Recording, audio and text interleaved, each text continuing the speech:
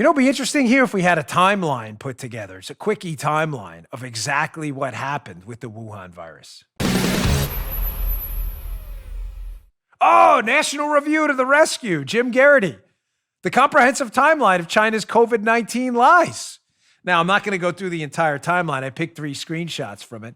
But ladies and gentlemen, when you take it to the fact that there's some suspicion that this virus may have originated with this horseshoe bat that exists in these labs apparently only, and is not native to that area of Wuhan, we'd kind of want to know the timeline and maybe why media people are parroting Chinese propaganda that don't you dare call this the Chinese Wuhan virus that came from Wuhan in China, or we'll call you a racist. And then media figures in the United States, Pravda media figures, pile on.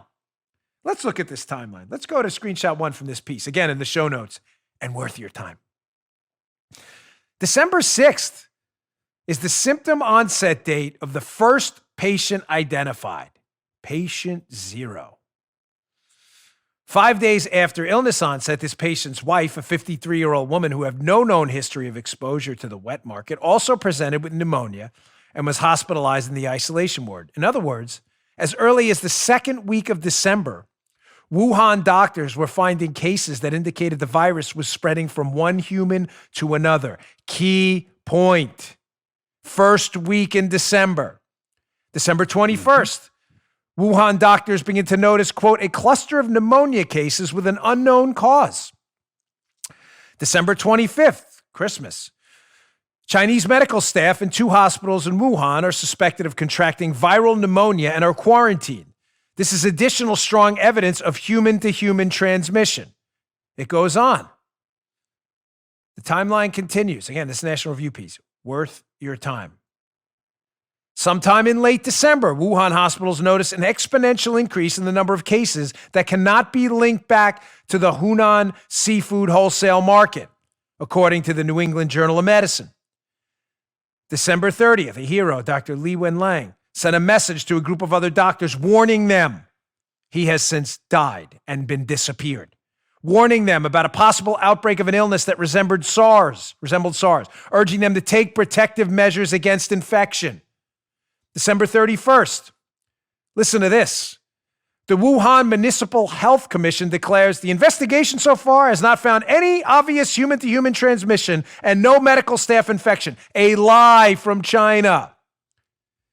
This is the opposite of the belief of the doctors working on patients in Wuhan and 2 doctors who were already suspected of contracting the virus. January 1st. We'll leave it here. Also that day, after several batches of genome sequence results had been returned to hospitals and submitted to health authorities, an employee of one of the genomics companies sequencing this virus received a phone call from an official at the Hubei Provincial Health Commission ordering the company to stop testing samples from Wuhan related to the new disease and destroy all existing samples. Ladies and gentlemen, this sounds like a horror movie. Okay. This is the last paragraph. According to a New York Times study of cell phone data from China, now we know, January 1st, we know the Chinese Communist Party suppressing human-to-human transmission. We know doctors are infected, and we know this is a mass outbreak. New York Times reports, as on January 1st, according to cell phone data, while this is raging in Wuhan, and Nancy Pelosi is getting ready to sign her impeachment articles, 175,000 people leave Wuhan that day. According to Global Travel Data Research, OAG, 21 countries have direct flights to Wuhan. In the first quarter of 2019, for comparison, 13,267 air passengers traveled from Wuhan, China to destinations in the United States, or about 4,422 per month. The U.S. government would not bar foreign nationals who would travel to China from entering the country for another month, while the Democrats were calling it racist. Now you see how a global pandemic starts? Lies, deceit, cheap, garbage political infighting in the United States using identity politics, Communist Party thought suppression and speech suppression, doctors disappearing, labs being suspected, a novel coronavirus we haven't seen before, no herd immunity, no vaccine. If you had a series of potential bad data points to all put together in one bucket at the same time to create a global crisis, this was it. That timeline is horrifying.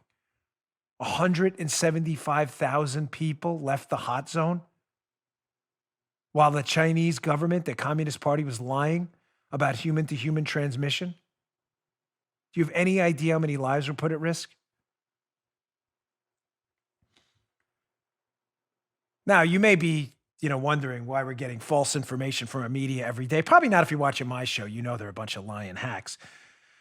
But the media has been all too eager to crap all over America like they always do and say, America leading the world in infections, which is nonsense, by the way, when you do it per capita like they do everything else. We are not leading the world in infections. And they're also eager, Joe, to say, well, we've had more infections here with the Wuhan virus than China.